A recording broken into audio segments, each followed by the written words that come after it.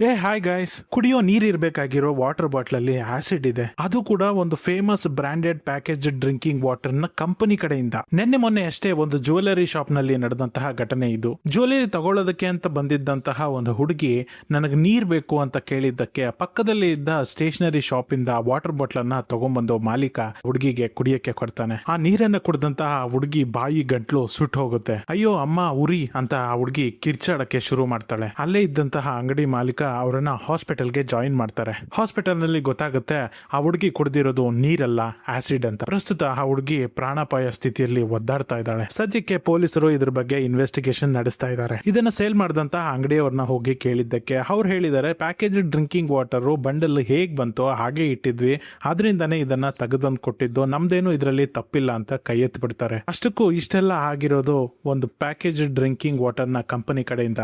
ಅದು ಮತ್ತೆ ಯಾವುದು ಅಲ್ಲ, ಒಂದಾನೊಂದು ಟೈಮ್ ಅಲ್ಲಿ ಎಲ್ಲಾ ವಾಟರ್ ಬಾಟಲ್ ಗಿಂತ ಬೆಸ್ಟ್ ವಾಟರ್ ಅಂತ ಹೇಳಿ ಸರ್ಟಿಫಿಕೇಟ್ ಅನ್ನ ಹೊಂದಿದ್ದಂತಹ ಬಿಸ್ಲೇರಿ ಕಂಪನಿ. ಹೌದು, ನಿಜ. ಕೆಲವು ವರ್ಷಗಳ ಹಿಂದೆ ಆಗಿನ ಕಾಲದಲ್ಲಿ ಇದ್ದಂತಹ ಒಂದು ಫೇಮಸ್ ಪ್ಯಾಕೇಜ್ ಡ್ರಿಂಕಿಂಗ್ ವಾಟರ್ ಅನ್ನ ಒಂದು ಟೆಸ್ಟ್ ಮಾಡ್ತಾರೆ. ಆ ಟೆಸ್ಟ್ ಅಲ್ಲಿ ಬಿಸ್ಲೇರಿನೇ A1 ಆಗಿ ಬರುತ್ತೆ. ಅಂದ್ರೆ best package drinking water company ಅಂತ ಹೇಳಿ ಸರ್ಟಿಫಿಕೇಟ್ ಕೂಡ ಬರುತ್ತೆ. ಅಂತ ಫೇಮಸ್ ಬ್ರಾಂಡಿಂಗ್ ಆದಂತಹ ಬಿಸ್ಲೇರಿ ಕಂಪನಿ ಕಡೆಯಿಂದ ಈ ತರ ಒಂದು ದೊಡ್ಡ ಮಿಸ್ಟೇಕ್ ಆಗಿರೋದು ನಿಜಕ್ಕೂ ಬೇಸರ ಆಗ್ತಾ ಇದೆ. ಇದೇ ತರ ಬಾಟಲ್ಗಳು ಇನ್ನೂ ಎಷ್ಟು ಕಡೆ ನಾನಾ ಕಡೆ ಹೋಗಿರ್ತವೆ.